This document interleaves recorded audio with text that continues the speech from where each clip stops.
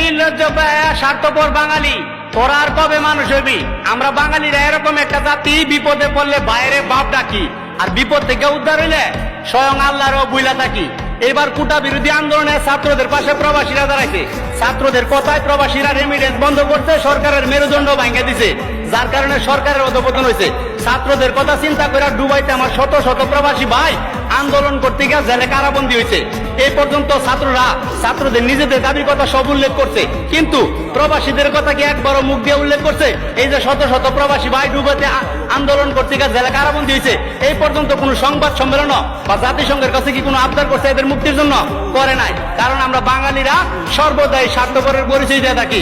ছাত্র ভাইরা, তোমরা চিন্তা করো না, এবার বিপদে পড়া ভাই ডাকছো, রেমিডেন্স বন্ধ করছি, আবার বিপদে পড়া বাপ ডাইকো, তোমাদের জন্য লাঠি সুটা নিয়ে ময়দানে নামবো।